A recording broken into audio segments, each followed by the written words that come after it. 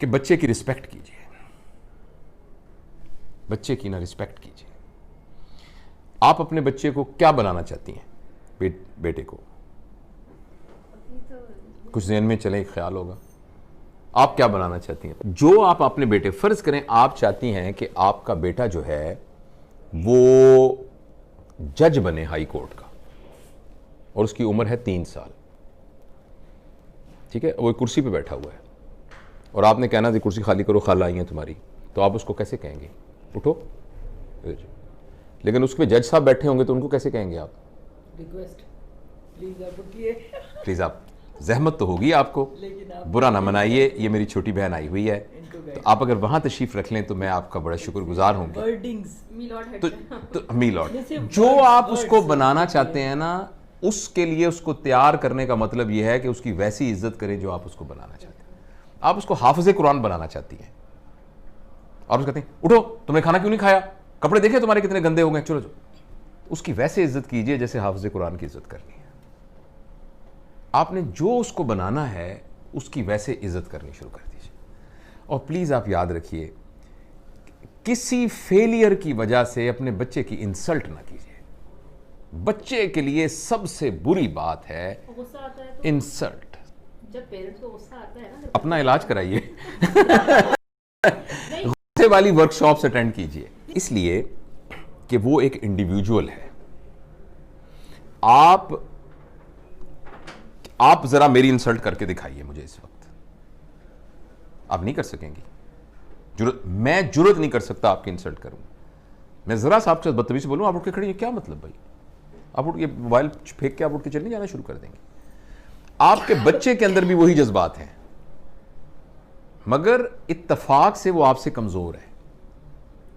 जब आपने बच्चे को थप्पड़ मारा है ना किसी बात पर, वो बच्चा आपको थप्पड़ मार नहीं सकता, मगर आप यकीन कीजिए वो थप्पड़ आपने बैंक में जमा करा दिया है। लेकिन सर हमने तो ये सुना है ना कि अगर जैसे उस्ताद डांटता है या जो पेरेंट्स होते हैं वो डांट रहे हैं, या तो वो आपकी बेहतरी के लिए आपके सामने आपको डांट रहे हैं, आपके पीठ पीछे आपको बुरा, लेकिन इससे बेहतरी नहीं हो रही। इसको साइंटिफिक स्टडीज ने बताया है कि इससे बेहतरी नहीं हो रही है। अगर ऐसी होती तो डांटने से बेहतरियां हो जाती। तो जब हमारे पेरेंट्स ने हमें डांटा तो हम तो सही हो गए। एक्सक्यूज आपको लग रहा है? मैं अब एक बात आपको 2 मिनट मैं इस बात को खत्म कर लूं ताकि हम इसको समेट लें, फिर बीच में से जो ज़िमनी बातें निकलेंगी हम डिस्कस करेंगे। देखिए, जब आपने बच्चे को थप्पड़ मारा है ना, या कहा है तुम नालायक इंसान हो, और अगर तो वो 7 साल से कम उम्र का है ना, फिर तो इससे बेहतर था कि आप उस बच्चे को कत्ल कर देते। ये ज्यादा, मतलब मैं एग्जरेट करके बयान कर रहा हूं, सिर्फ एक इमोशन उसमें अटैच करने के लिए। मगर 7 साल से कम वाले के अंदर आपने रिकॉर्डिंग मशीन में डाल दिया ना, तुम नालायक इंसान हो, तुम जिंदगी में कुछ नहीं कर सकते, भटकोगे तुम गलियों के अंदर। आप यकीन करें, वो 7 साल के बाद सारी जिंदगी आपकी इस बात की लाज रखते हुए साबित करेगा कि मैं भटकूंगा। वो साबित करेगा कि मैं भटकूंगा। और अगर आपने उसको थप्पड़ मार दिया, वो थप्पड़ बैंक में जमा हो गया, जैसे मैंने अर्ज किया था, और उसमें फिर बैंक जैसे हर साल सूद देती है, वो सूद के साथ इकट्ठा हो रहा है। अभी वो आपको थप्पड़ मार नहीं सकता, एक वक्त में आएगा वो आपको थप्पड़ मारने के काबिल हो जाएगा और वो आपको थप्पड़ मारेगा। वो थप्पड़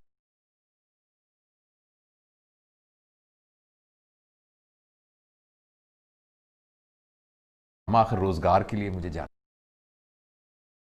की है ना मैंने, अजीब मैं बहू बेहाल आई हूं, हालांकि मेरे भाई है, वो उसको लेके दुबई चली, मुझे जोड़ों का दर्द है, इसके अब्बा को हार्ट अटैक हुआ है, इसको ख्याल ही नहीं आया। वो थप्पड़ था जो कि सूद के साथ इकट्ठा हुआ है, और वो अब उसने आपके मुंह पे मारा है।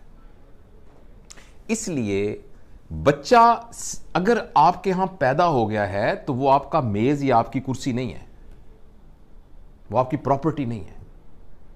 और कोई भी आदमी, चाहे आपका बेटा है चाहे कुछ भी है, वो इंसल्ट बर्दाश्त नहीं कर सकता। इंसल्ट को रिएक्ट करना उसको नहीं आ रहा इस वक्त, इसलिए चुप करके डर के बैठ गया है। फर्ज करें वो थप्पड़ नहीं मारेगा तो उस थप्पड़ ने उसको सारी जिंदगी के लिए डरपोक भी बना। हो सकता है उसका ये रिएक्शन निकले कि वो सारी जिंदगी के लिए थप्पड़ खाना, वो थप्पड़ खाता रहेगा। वो बंदा होगा जिसको उसका बॉस भी थप्पड़ मारेगा जिसको देखे ना, माँ वो है कि जब कोई गलती करके आएगा तो उसने मां के दामन में अपने आप को छुपाना है, उसी मां ने उसको थप्पड़ मारा है। तो मां का फिजिकल होना तो इतना बड़ा क्राइम है कि जो हम सोच भी नहीं सकते। और इसको मैं अपनी तरफ से नहीं कह रहा, इसको पूरी साइकोलॉजी ने, पूरी चाइल्ड साइकोलॉजी ने साबित किया है। अगर आपने बच्चे की बेइज्जती कर दी ना, किसी बात के ऊपर बेइज्जती कर दी, ये बेइज्जती अगर वो आपके खिलाफ नहीं इस्तेमाल करेगा तो वो पूरी दुनिया को इजाजत दे देगा अपने खिलाफ करने की। तो दूसरा ये है कि उसकी बेइज्जती ना करें किसी बात। और खासतौर पे आप बेइज्जती किस बात पे कर रहे हैं मुझे बताएं। तुम्हारे नंबर नहीं आए सही, क्या जिंदगी नंबर गुजारने का नाम है? नंबरों के ऊपर जिंदगी होनी चाहिए।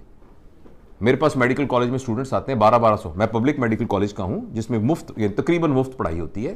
तो 80,000 बंदों में से चुन के आते हैं बंदे 3,500, जिसमें से 350 मेरे पास आते हैं। आपके ख्याल में वो क्या बच्चे होते होंगे जो 1200 नंबर लेके आते हैं? और वो पहला इम्तिहान जब होता है ना, हाय अल्लाह हमारा इम्तिहान हो रहा है, हमारी स्टेज हो रही है, कहीं मैं फेल ना हो जाऊं। क्या ये वो बच्चा था 1200 नंबर लेने वाला? नंबरों ने क्या कर दिया उसको? आप सिर्फ इसलिए अपने बच्चे को इज्जत करेंगी या करेंगे कि उसके नंबर आते हैं। और जिंदगी गुजार में नंबर होने की क्या अहमियत है? इतनी सी अहमियत है। तो बेसिकली नंबर लेके हम अपनी ईगो को सेटिस्फाई कर रहे हैं और बच्चे को तबाह कर रहे हैं। वो नंबर ले बड़ी अच्छी बात है, मैं ये नहीं कह रहा कि नहीं नंबर लेने चाहिए, मगर ये नहीं है कि उसकी बेइज्जती करें आप। पूरे पंजाब में 3,500 लोगों को दाखिला मिलेगा, 80,000 अप्लाई करते हैं, 2 लाख ख्वाब देखते हैं इसके। तो उन 3500 के अलावा बाकी सारों की माँ बापों को यह इख्तियार तो नहीं है कि उनकी बेइज्जतियां करनी शुरू कर दें। तो पहला प्रिंसिपल मैंने आपको यह बताया कि 7 साल के लिए आप अपने ऊपर एक पाबंदी लगा दें, ठीक है। दूसरा मैंने आपसे अर्ज किया है कि आप रिस्पेक्ट करें उसकी। जब आप लोगों को डिसरिस्पेक्ट करते हैं ना, तो पता क्या होता है, या तो वो रिटेलिएट करते हैं अगर पावरफुल हो, अगर वो पावरलेस होते हैं तो उनकी सेल्फ स्टीम और सेल्फ एफिकेसी कम हो जाती है। उनको लगता है मैं गंदा हूं, मुझे लगता है मैं बुरा हूं, मेरे लिए मेरी मां से बड़ी सनद कोई नहीं है जिसको मैं देखकर, आंखों में देखकर फैसला करता था क्या सही है क्या गलत है। उसी मां ने मुझे थप्पड़ मारा है, यानी मेरे ऊपर सबसे बड़ा फतवा लग गया है कि मैं गंदा आदमी हूं, मैं इस काबिल हूं कि मुझे मारा जाए। क्यों भाई? जो मेरे लिए दुनिया की सबसे बड़ी मुकद्दस हस्ती थी, उसने ये फतवा दिया है कि तुम थप्पड़ मारने के काबिल हो। इसका ये मतलब है। बिल्कुल सही बात। तो अब अच्छा, ये तो कहा ना आपने बच्चे, आपने बीच में आपके सवाल का जवाब दे दो कि जो अब तो ये वक्त गुजर गया, आप क्या करें? अब ये करें कि बच्चे को बुलाएं और बुला के कहें, बेटा अब तक की जिंदगी में तुम्हारी तरबियत के सिलसिले में अगर मुझसे कोई गलती हो गई है तो मुझे माफ कर दो। वो कहेगा मामा आप क्या कर रही हैं, क्योंकि वो सब कुछ उसके सबकॉन्शियस में। उसका नहीं बेटा, मेरा ये फर्ज है कि मैं तुमसे कहूं, मैंने कोशिश नहीं की, मैंने जान के कुछ नहीं किया, मैं तुमसे बहुत प्यार करती हूं, तुम मेरे दिल के टुकड़े हो, लेकिन फिर भी मैं समझती हूं कि तुम्हारे कॉन्शियस में, सब कॉन्शियस में किसी जगह कर तुम्हें ख्याल हो कि मां ने मुझे, मैं बेटा माफी मांगती, प्लीज मुझे माफ कर दो, और मैं तुम पर इतबार करती हूं, मैं तुमसे बहुत मोहब्बत करती हूं, और आइंदा तुम्हें मैं बिल्कुल नहीं कहूंगी, लेकिन तुम सिर्फ एक वादा करो, जो तुम्हारे दिल में हो मुझे बता दिया करो, लेकिन मैं तुमसे वादा करता या करती हूं कि मैं तुम्हारे आइंदा इंसल्ट नहीं करूंगा। हाँ, मुझे कुछ अच्छा ना लगा, मैं तुम्हारे साथ शेयर करूंगी, मैं तुम्हारे साथ आर्गू करूंगी, मैं तुम्हें समझाने, लेकिन मैं तुम्हारी बेइज्जती नहीं करूंगी आइंदा, प्लीज। ये तो ये इसका हल है जो बड़े हो गए उनके साथ। अच्छा।